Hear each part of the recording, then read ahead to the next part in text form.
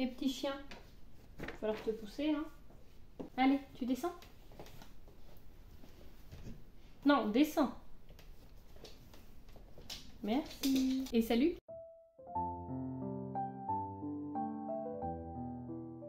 C'est accompagné de mon petit lait chaud avec du miel parce que oui, j'ai encore un petit peu la voix qui part en cacahuète par moment. Que je vous retrouve aujourd'hui pour une vidéo un petit peu plus discussion et blabla. J'ai le chien qui tourne autour pour savoir s'il peut se mettre sur mes genoux. Donc comme je vous l'ai dit, une vidéo un petit peu plus discussion où comme vous avez pu voir le titre, ça va être tout simplement une petite discussion sur qu'est-ce que j'aime dans la littérature, qu'est-ce que je n'aime pas. Alors quand je dis la littérature, ça va être vraiment très large. Ça peut être au niveau des lecteurs, de la communauté des livres, les livres en eux-mêmes, donc l'objet livre, l'histoire ou même dans la littérature en général. Vraiment, j'ai juste fait un petit condensé de tout ce qui me passait par la tête. C'est une vidéo que j'ai préparée depuis un petit moment. J'ai rajouté quelques trucs là avant de filmer. Je ne sais pas ce que ça va donner, mais en tout cas j'espère que cette vidéo vous plaira. En tout cas j'espère que c'est un concept. Peut-être que ça s'est déjà fait, je n'en sais absolument rien, mais en tout cas c'est une vidéo que j'avais envie de tester. Donc je vais tout de suite commencer. Je pense que nous allons faire 1 sur 2 pour pas faire que le négatif et ensuite que le positif, mais que je vais vous présenter quelque chose que je n'aime pas et ensuite quelque chose que j'aime. Le premier truc, je crois, qui m'énerve en soi dans les lectures que je peux faire, c'est vraiment un truc que moi je n'aime pas, c'est propre à moi, c'est propre à chacun, je ne juge personne, mais c'est tout simplement les fins ouvertes dans un livre. Vraiment, les fins ouvertes, je ne peux pas. C'est pour moi, alors même si c'est pas l'intention de l'auteur, j'ai l'impression que c'est un peu en mode c'est bon, la fin je sais pas trop comment la faire, je te laisse là, débrouille-toi pour l'imaginer, imagine ce que tu veux. Mais non, j'ai payé 20 balles ton livre, je veux que tu me racontes comment ton histoire elle finit. Sinon bah, j'aurais inventé ma propre histoire. Et vraiment moi les fins ouvertes c'est un truc que je ne peux pas parce que je trouve ça, je dirais pas que ça néglige un petit peu l'histoire, mais ça fait vraiment style bah je savais pas trop quoi faire donc débrouille-toi pour inventer ta fin. Même si je sais encore une fois que ce n'est pas forcément ça. Il y en a peut-être qui le font, j'en sais rien. Mais vraiment, moi, c'est un truc auquel je peine parce que j'ai vraiment l'impression de rester comme ça, au bord de la falaise où je me dis, mais et quoi encore? Enfin, comme si voilà, c'était un tome 1 et que on nous disait, bah, le tome 2 ne paraîtra jamais et qu'à la fin du tome 1, on avait un énorme cliffhanger. Enfin, vous voyez un petit peu l'idée. Moi, les fins ouvertes, c'est quelque chose que je ne peux pas du tout. Maintenant, on va passer à quelque chose que j'aime beaucoup, même que j'adore dans les livres et dans les histoires. C'est tout simplement la double temporalité. La double temporalité, c'est tout simplement quand vous avez deux époques qui se succèdent. Alors ça peut être par exemple un chapitre, je sais pas, je vais vous donner une idée, en 1800 et un chapitre en 2010. Et un chapitre après l'autre, on voyage un petit peu dans le temps, on fait des allers et retours pour en apprendre un peu plus par exemple sur la vie de notre personnage, sur l'histoire par exemple de son pays, ou qu'est-ce qui a fait qu'aujourd'hui sa famille est comme ça, enfin voilà. C'est un peu des allers-retours entre passé et présent, parfois on a plusieurs époques. Et moi c'est quelque chose que j'adore, bien sûr quand c'est bien fait parce que sinon ça peut vite nous perdre, mais il y a plusieurs livres qui ont cette thématique là et que je trouve absolument fabuleux. Il y avait tout d'abord celui qui m'a fait découvrir la double temporalité, c'est Les Lettres de Rose de Clarisse Sabar. J'ai également lu La Passeuse d'Histoire très récemment que j'ai adoré, il fait partie de mes coups de cœur de l'année. On a également en auto-édité, il est juste derrière moi, il y a Reprendre son souffle, je vais réussir à l'attraper, de Marie Noïs, qui est un livre à double temporalité et que j'ai adoré. Vraiment, je l'ai lu peu après sa sortie, il me semble, je crois, je sais pas. Ouais, il est dédicacé. Franchement, c'est un livre que je ne peux que vous recommander. En tout cas, pour moi, les livres à double temporalité, je trouve que c'est vraiment quelque chose qui, moi, m'attire de plus en plus et que quand c'est bien fait, ça finit très souvent en coup de cœur. La Passeuse d'Histoire a été un coup de cœur, Les Lettres de Rose ont été un coup de cœur. Et ce livre-là a également été un coup de cœur. Quelque chose que je n'aime pas dans la littérature, dans les histoires, c'est tout simplement quand il y a trop d'action pour rajouter des pages. Ou que on voit vraiment que l'histoire, il y a énormément de choses en plus, des choses futiles qui ne font en rien avancer l'histoire, mais qui justement l'alourdissent. C'est tout simplement voilà, de rajouter des descriptions pour rien, des actions pour rien. Quand vraiment on a trop d'actions qui s'enchaînent ou trop de trucs et que au lieu d'aller à un point A à un point B en ayant bien sûr quelques embûches, quelques petits trucs comme dans tout roman, vraiment on fasse des allers-retours, on revienne, on refasse ça. Non, à un moment, moi quand il y a trop d'actions ou trop de choses, en fait quand c'est trop superflu, quand il y a beaucoup trop de fioritures, de choses comme ça, franchement moi ça me gonfle et je pense que beaucoup d'entre nous aussi. Parce que voilà, c'est des choses un peu inutiles qui font que ça alourdisse l'histoire, que c'est moins fluide et que on est plus là à soupirer, à se dire bon, Quand est-ce que ça avance vraiment? Parce que là, ça commence à être long. Maintenant, quelque chose que j'adore dans la littérature, et là, c'est plus dans l'objet livre, et je pense que beaucoup d'entre nous, beaucoup d'entre vous peut-être aussi, ils sont sensibles. C'est tout simplement les tranches décorées, donc les jaspages. J'ai un exemple juste derrière moi avec Au bout du rêve. Voilà ce qu'est un jaspage pour ceux qui ne savent pas, c'est tout simplement quand le tour, la tranche du livre est toute décorée. Donc là on a vraiment des éditions Hachette Heroes, les Twisted Tales qui sont en version collector, qui sortent vraiment d'une très belle qualité. Mais j'ai également d'autres livres avec d'autres jaspages.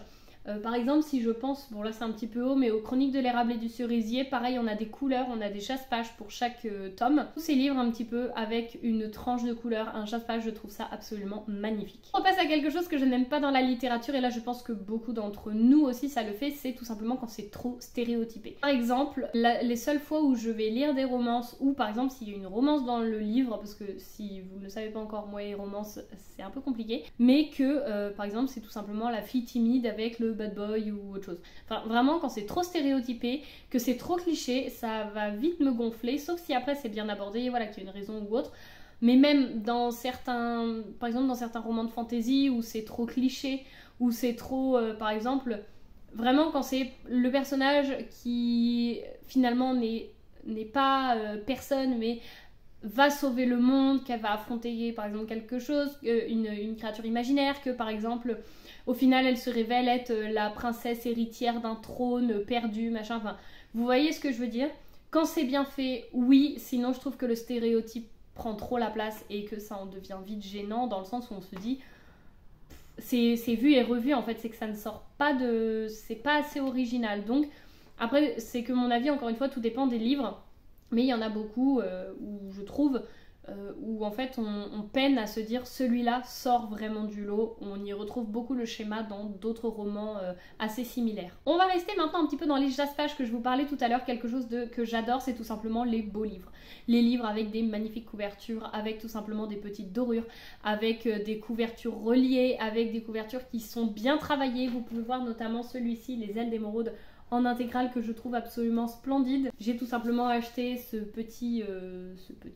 livre, un petit peu ce recueil de pas mal de livres, de pas mal de nouvelles pardon, qu'il a fait. Je ne l'ai pas encore lu, mais vraiment rien que pour la beauté du livre, franchement j'aime beaucoup. Et je pense qu'on est beaucoup comme ça, mais avant de regarder forcément le résumé, nous sommes attirés par la couverture. Si la couverture ne nous plaît pas du tout, on va avoir du mal à aller vers ce livre. Et donc c'est pour ça aussi que j'ai classé ça dans tout simplement des choses qui me plaisent dans les livres, parce que c'est quelque chose qui est fondamental, on va dire, la couverture, les beaux livres, les livres qui visuellement nous attirent, qui ont des couleurs attrayantes, qui ont tout simplement un trait graphique qui nous attire, qui peut-être ne va pas plaire à tout le monde, mais qui pour nous a sa pointe d'originalité, ou alors a cette chose qui fait qu'on y est sensible. Donc franchement, je pense que c'est quand même quelque chose qui peut peser dans la balance, et qui pèse dans la balance indéniablement. Maintenant, quelque chose qui est plus en rapport avec les réseaux sociaux, qui moi m'énerve un petit peu, mais en même temps, enfin, je pense que je vais complètement contre ça, parce que moi je partage pas du tout la même chose un petit peu sur mon compte Instagram. Je dis pas que je ne fais pas comme tout le monde, c'est pas ce que je suis en train de dire, mais c'est quand on parle tellement d'un livre, trop d'un livre en fait, à sa sortie. Par exemple, je repense à Inheritance Game, on l'a entendu sur tous les comptes, sur toutes les vidéos booktube et tout. Moi en fait c'est quelque chose qui justement va me faire dire que je me dis en fait non, je ne veux pas le lire. Plus j'entends parler d'un livre, moins je vais avoir envie de le lire. Peut-être que ça va venir plus tard, mais franchement si j'entends trop parler d'un livre d'un coup, je me dis non, ça fait vraiment l'effet inverse. Et moi je me rends compte que voilà, dans ma pile à lire, j'ai énormément de livres qui sont vieux, des livres d'occasion. J'ai quelques livres par exemple comme celui-ci. Quand on prit la bonne étoile, on va beaucoup le voir passer parce que c'est un Hachette Heroes, c'est un Twisted Tale, une réécriture de conte Disney, donc forcément. Mais je veux dire, dans la grande majorité, il y en a beaucoup dont on a beaucoup parlé pendant un moment, notamment La Cité de Laiton de S.A. Chakraborty, celui-ci publié aux éditions de Saxus, qui en même temps est magnifique. Je ne l'ai toujours pas lu et ça doit faire 2 ans que j'ai dans ma pile à lire, mais en fait j'avais très envie de le lire. Moi quand j'ai entendu Fantasy orientale, je me suis dit ok, je vais me lancer. Je l'ai, mais en fait je pense qu'il faut vraiment que tout ce qu'on en a entendu retombe, parce que quand on en parle trop, et ben moi j'arrive pas à me mettre dedans, parce que du coup je me calque trop sur les avis de tout le monde, j'en attends trop d'un roman au risque d'être déçue, donc je préfère attendre un petit peu que ça passe. pour après me lancer tranquillement dans l'histoire. Ensuite, quelque chose que j'apprécie dans les livres, et je pense que là c'est un petit peu le fondamental du livre, enfin souvent, les livres qui nous font oublier la réalité. Il y en a certains où on lit, mais on est dans le livre, mais vous voyez, on n'est pas complètement sorti. Et il y a d'autres livres, quand on les lit, on oublie, et même parfois, on termine un chapitre où vraiment on est happé par quelque chose d'extérieur à notre lecture, où il y a le téléphone qui sonne ou quelque chose. Et là, vraiment, on a un moment de passage limite à la réalité en se disant « Waouh, j'étais plus là en fait ». Et ça, moi, je trouve que c'est absolument magique dans les livres parce que je pense que, après, je sais pas, mais moi, ça m'arrive pas dans tous les livres, mais quand je suis à fond dans une lecture, franchement, je me dis « Ce livre-là sort de l'ordinaire, ce livre-là me happe réellement et me plaît ». Mais je vous avoue qu'il y a des livres où voilà, on est quand même concentré sur tout ce qui se passe autour, même inconsciemment. Mais ceux qui nous font vraiment oublier la réalité, je pense que c'est les livres qui ont une place à part et qui franchement font que j'adore la lecture et que bah voilà, on a toujours soif de lecture, à la recherche un petit peu de ces livres qui nous font voyager. Maintenant, pour quelques petits points négatifs, on va passer sur un petit peu les lecteurs et les lectrices. Alors je ne juge personne justement, chacun est différent, mais moi il y a des choses que je n'apprécie pas dans la lecture, dans le monde littéraire on va dire. Les gens qui pensent en fait que... La truffe du chien est apparue. C'est tout simplement les gens qui pensent qu'ils ont le droit de juger en disant bah moi je lis du classique, moi je lis des livres, je sais pas, des livres, des témoignages, des choses comme ça. Toi ce que tu lis ce n'est pas de la vraie littérature. En fait moi ce qui m'énerve c'est il y a tellement de genres littéraires que pourquoi, enfin chacun y trouve son compte, mais il y a toujours des gens, et je le vois, qui disent ah oui tu lis ça, ah. Non, bah c'est oui, mais moi je lis de la vraie littérature, tu vois, c'est différent. Non, arrêtons. Si c'est un livre qui est accepté, qui a été imprimé, qui a été relu, corrigé, qui est passé par une maison d'édition ou même en édition indépendante, s'il est à la vente, qu'il y a des gens qui le lisent, c'est de la littérature. Je suis désolée, à un moment il faut arrêter. Un article de journal, un article de presse, c'est de la littérature. Un livre aussi, et moi ce qui m'énerve vraiment, c'est les gens qui se jugent entre eux. Et ça, franchement, je crois que... Vraiment, je me dis, la littérature, c'est vraiment un plaisir. Alors, pourquoi est-ce qu'on est obligé de se prendre des critiques? Et moi, j'en ai pas eu tant que ça. Mais c'est vrai que parfois, quand je parle voilà, des réécritures de contes Disney ou autres, il y en a plein qui me disent, mais pourquoi tu lis pas des vrais livres et que tu lis des livres d'enfants? Mais lisez celui-ci où ça finit en délire d'hôpital psychiatrique, où c'est très très glauque. Vous allez voir si c'est du délire d'enfant. J'essaye de tourner ça un petit peu sur le ton de l'humour, mais vous comprenez qu'il y a des choses dans la littérature qui font que on se dit... Il n'y a pas besoin de ça, la littérature, faut que ça reste un plaisir. Quelque chose que j'aime dans la littérature, dans les livres plus particulièrement et dans mes bibliothèques, c'est faire du tri. Oui, j'aime faire du tri. Je suis ce genre de personne qui va revendre quasiment plus de la moitié de ses livres qu'elle lit qu'elle ne va garder. Il y a des livres voilà, que j'ai aimés, je sais que je vais pas les relire ou je sais que voilà, j'ai envie qu'ils voyagent ailleurs, bah, je vais les vendre. Il y en a d'autres, par exemple les Twisted Tales, même si je ne sais pas si je les relirai un jour, je vais les garder parce que c'est des belles collections et tout. Mais je pense que si je garderais tous mes livres, si je gardais tous mes livres, je n'aurais déjà plus de place. Concrètement, là il me reste encore pas mal de place dans mes bibliothèques, mais il faut savoir que c'est aussi parce que je vends pas mal de livres et moi faire du tri c'est quelque chose qui me fait du bien parce que je me dis... Tous les livres au moins là qui sont dans ma bibliothèque, c'est des livres qui me plaisent. C'est une bibliothèque qui me ressemble, qui ressemble au goût, aux livres que j'apprécie, que j'ai apprécié, qui à un moment m'ont apporté quelque chose de positif. Et même si c'est des livres par exemple que j'ai adoré il y a plusieurs années, si aujourd'hui j'ai envie de m'en séparer, et ben je m'en sépare parce que voilà, c'est plus quelque chose qui me correspond. Et pour moi, voilà, les livres, certes, c'est des objets intemporels, mais c'est également des objets qu'il ne faut pas forcément laisser dormir et prendre la poussière entre guillemets, vous comprenez. Et combien de livres je vends sur Vinted, je mets en boîte à livres, j'échange, je donne, enfin franchement, moi je trouve que les livres, c'est vraiment un échange pour moi. Et pas qu'un échange, quand on s'échange nos avis sur les livres, vraiment sur aussi le livre. Voilà, en brocante, etc. Moi je sais que j'ai acheté énormément de livres d'occasion et j'en ai revendu énormément et il faut savoir que j'adore faire du tri dans mes bibliothèques. Autre chose qui m'énerve un petit peu dans la littérature, et là on repart un petit peu sur les gens, mais pas forcément les lecteurs, c'est tout simplement que quand tu lis, on te dit « Ah, tu lis parce que tu t'ennuies. Ah, tu lis parce que t'as rien à faire de ta journée. » T'as lu pendant 1 heure, bah c'est 1 heure où t'as rien fait, quoi. T'as pas été productif. Je comprends pas pourquoi faire du sport serait plus productif que lire. Alors certes, ça a un effet sur le corps, sur la santé. Mais lire aussi, ça a un effet sur la santé mentale. Il y a des gens, le sport, ça leur fait pas du bien. Il y a des gens, voilà, que ça ne correspond pas. Il y en a qui ne vont pas aimer lire, qui vont préférer faire du sport. Il y en a, ça va être les deux. Il y en a qui vont écouter des audios pendant qu'ils font du sport. Ça va, tu le dis si je te gêne, toi, derrière. La lecture, quand même, apporte quelque chose. Et si on lit, c'est pas parce qu'on s'ennuie, c'est parce qu'on a envie de lire. C'est comme... un petit peu toutes les passions, j'ai envie de vous dire toutes les occupations. Quelque chose que j'adore dans la littérature, c'est tout simplement quand on lit à plusieurs, qu'on a quelqu'un à côté de nous.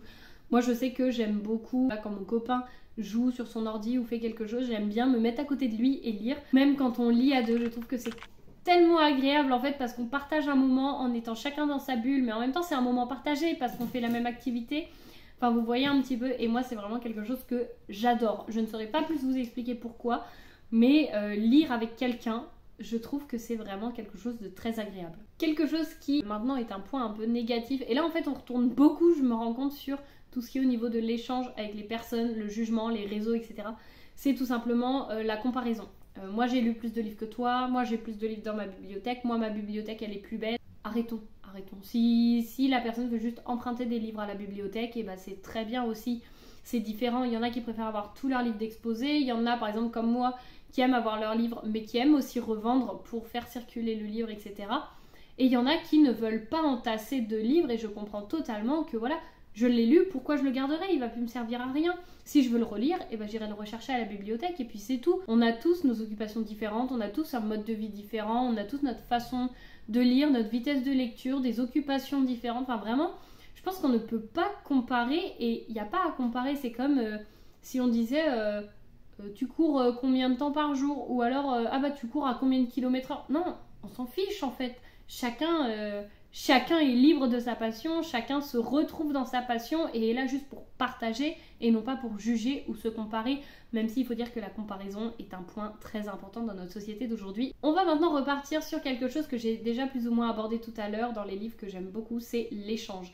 L'échange, que ce soit de l'objet livre, mais également tout l'échange par exemple sur les réseaux, comme moi je peux vous le faire, ou par exemple sur Instagram, l'échange par message privé, l'échange par des chroniques littéraires, l'échange par tellement de choses, même quand on discute avec des gens et qu'on dit bon bah voilà j'ai lu tel livre, ah oui toi aussi, bah moi j'ai lu ça de cet auteur. Je trouve que vraiment c'est quelque chose de très agréable et on se retrouve et franchement je trouve que la littérature amène vraiment à de bonnes discussions et voilà chacun, par exemple moi je sais que parfois on parle avec des gens qui lisent de l'horreur et moi je dis mais moi je lis pas du tout ça et il y a des gens voilà ils m'expliquent pourquoi et je dis ah bah oui je comprends pourquoi t'adores ça mais moi j'aime pas ça parce que voilà, ou alors moi je préfère ce genre là parce que, et franchement je trouve que même si on a tous des opinions différentes on peut toujours se retrouver dans des discussions. Suffit de ne pas être buté, de ne pas être non c'est moi qui ai raison et toi t'as tort, non ça sert à rien. Je trouve l'échange, bah en fait la transmission finalement c'est quelque chose de très important et je trouve qu'on y retourne un petit peu de plus en plus et du moins je l'espère que ça va continuer. On repart maintenant sur le côté négatif avec quelque chose qui rejoint un petit peu le fait des gens qui lisent les classiques ou alors qui jugent.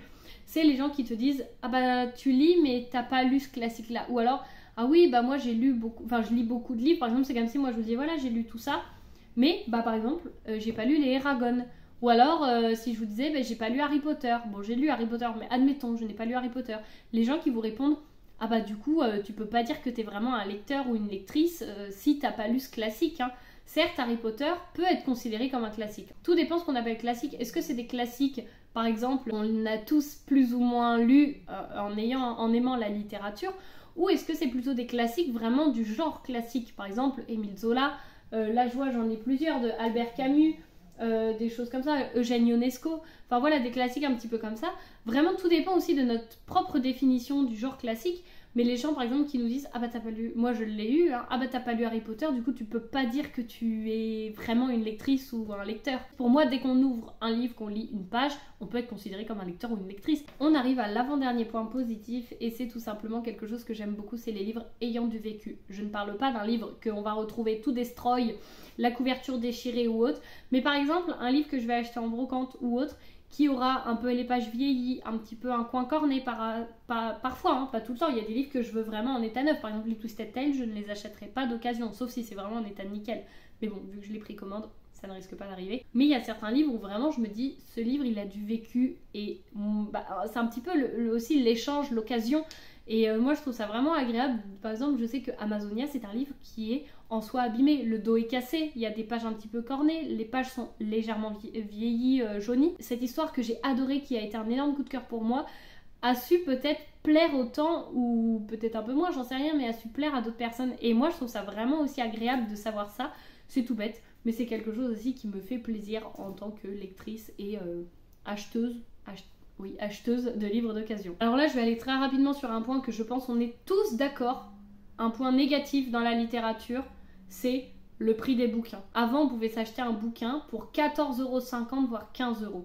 Maintenant les livres ils sont minimum à 18-20 €. Tous les livres maintenant on les trouve à 18-20 €, on en trouve. Quand un livre est à 16 ou 17, 16 € c'est les moins chers. Vraiment. Quand je me rends compte que je vois les vieux livres que j'ai achetés il y a un moment, je voyais 14,45 €, 14,50 €, 15 €. Moi je me souviens avant quand j'achetais un livre à 16 €, c'était cher. Maintenant, les livres on les trouve à 20 €. Après, encore une fois, le prix du papier, le prix de tout, l'inflation, blablabla, je sais. Mais comprenez que c'est cher. Et je vais terminer bien entendu par un point positif, sinon ce serait quand même dommage. C'est tout simplement la diversité. Et là, entendez-le comme vous voulez, la diversité dans les couleurs, dans la diversité pour les supports de lecture, pour les genres de lecture, la diversité même dans tout ce qui est fantasy, le nombre d'histoires qui existent. Toute cette diversité dans le monde littéraire fait qu'on peut tous s'y retrouver à un moment ou à un autre.